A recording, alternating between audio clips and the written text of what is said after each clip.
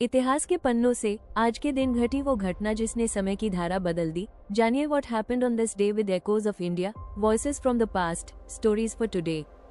आजादी के बाद जब भारत एक हो रहा था, तब हैदराबाद राज्य ने जुड़ने से इनकार कर दिया। यही टकराव बना ऑपरेशन पोलो का कारण, एक ऐसा अभियान जिसने भारत की एकता की तस्वीर हमेशा के लिए बदल दी। साल 1947 ब्रिटिश राज खत्म हुआ, स्वतंत्रता मिली, लेकिन भारत की एकता अभी पूरी नहीं थी।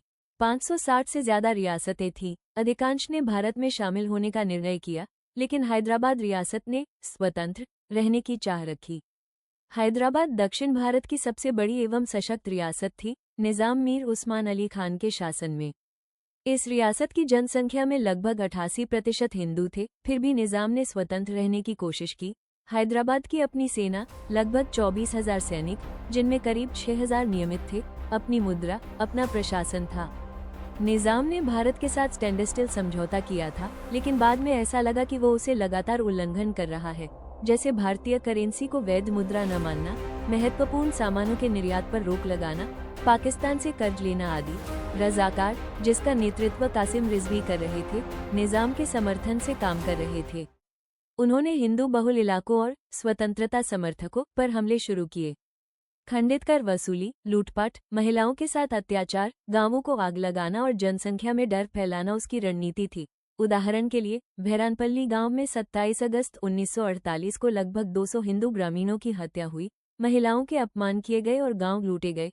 और पाकाला नरसंहार, 2 सितंबर 1947 को रजाकारों ने लगभग 22 लोगों की हत्या की और 150 से ज्यादा घायल किए। वहीं आसपास के गांवों में लूटपाट और हिंसा हुई।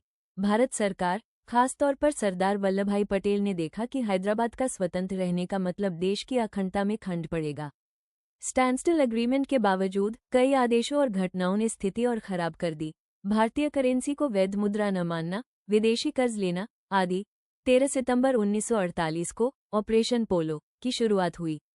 सेना ने 4 अलग अलग दिशाओं से प्रगति की, महाराष्ट्र, आंध्र प्रदेश, कर्नाटक से। ऑपरेशन पोलो लगभग 109 घंटे चला। 17 सितंबर को निजाम ने समाप्ति की घोषणा की और 18 सितंबर 1948 को हैदराबाद शहर में भारतीय सेना ने प्रवेश किया। जनरल एल एड्रूस ने सरेंडर किया। संघ की रिपोर्टों के अनुसार भारतीय सेना में 42 सैनिक मारे गए, करीब 97 घायल और 24 लापता हुए। हैदराबाद की सेना ने लगभग 490 सैनिक खोए, 122 घायल हुए। रजाकार की ओर से अनुमानित 2,727 रजाकार मारे गए और 3,364 हथियार छोड़कर धर लिए गए। हैदराबाद का विलय भारत में शामिल होने से हुआ, निजाम का राजनीतिक नियंत्रण समाप्त हुआ। 1952 में लोकतांत्रिक चुनाव हुए और हैदराबाद को राज्य सरकार का हिस्सा बनाया गया। जागीर प्रणाली, जागीरदारों की जमीनें, इनामदार आदि को समाप्त किया गया। अगस्त-सितंबर 1949 में जागीरों को बंद कर प्रशासन को गांव जिला स्तर पर लाया गया। आर्थिक बोझ भी हुआ। निजाम ने जिस कमायाबी से जागीरों से आय प्राप्त की करती थी, वह अब बंद हो गई। केंद्र सरकार द्वारा तदर्थ मुआवजा दिया गया। वर्षाना अभ्यास शुरू हुआ, परंतु सामाजिक तनाव समाप्त नहीं हुआ। हिंदू मुस्लिम विभाजन की भावना बनी रही।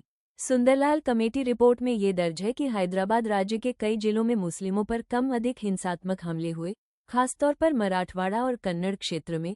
ऑपरेशन पोलो केवल 5 दिनों की लड़ाई थी, लेकिन उसके प्रभाव दशक भर महसूस हुए। ये भारत की अखंडता की प्रतीक बनी। ये दिखाया कि नई सरकार विभाजन या नजरअंदाज की स्थिति को स्वीकार नहीं करेगी, लेकिन साथ में ये भी सीखा कि सिर्फ सैन्य जीत से बदलते हालात स्थायी नहीं होते। न्याय, भरोसा, सांस्कृतिक समझ और सामाजिक समरसता को भी समय और प्रयास चाहिए।